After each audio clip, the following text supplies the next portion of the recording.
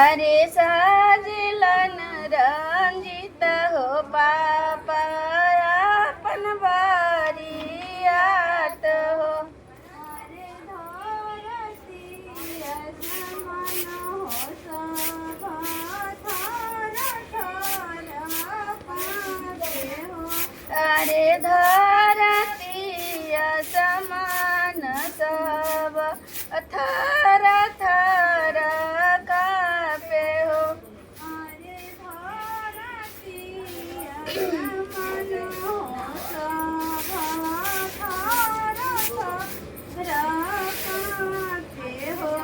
अरे धरती असमान सब थर थर कांपे हो।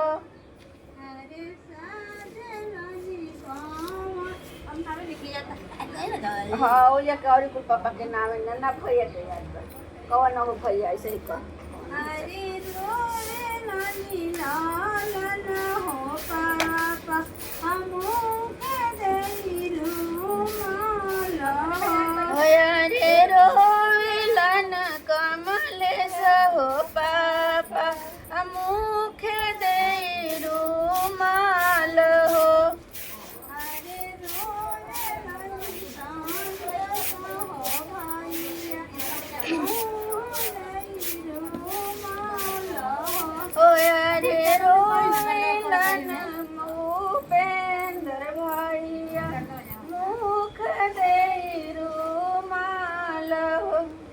अरे रोवे लनिया तोला हो भैया मुख देलू माला अरे रोविलन तुला हो भैया मुख दे रुमाल हो।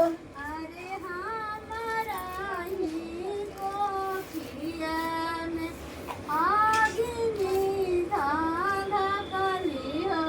अरे हमारा ही कोखिया में आगिने धाधा कली हो।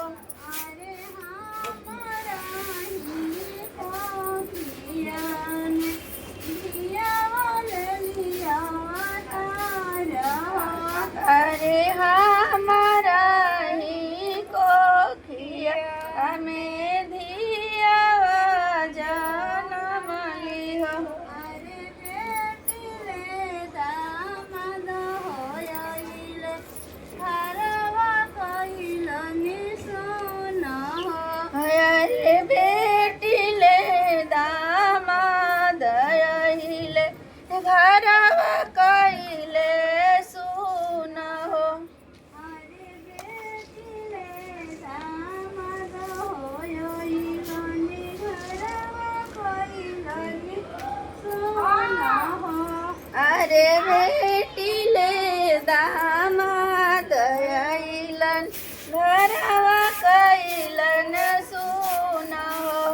अरे होटलनि रंजित हो पापा मुख देलू रुमाला हो। अरे हंसलन रंजित हो पापा मुख दे रुमाल। अरे होटलनि बेटा के चाचा मुख देलू रुमाला। अरे हंसलन दूल्हा के भैया मुख खालन पान हो। अरे हमारा कोठिया में सनवल हले अवतार हो। अरे हमारा कोठिया में सोनवा ले ले अवतार वही तो ये वाला पीला लगी नया चावल। अरे हमारा ही घरवा में सनवल हले अवतार हो।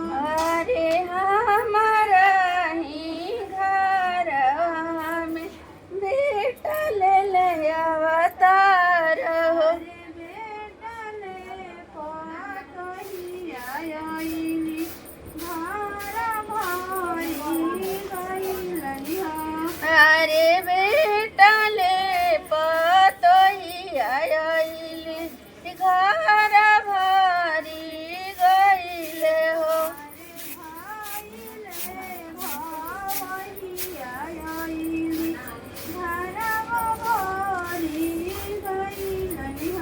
अरे भाई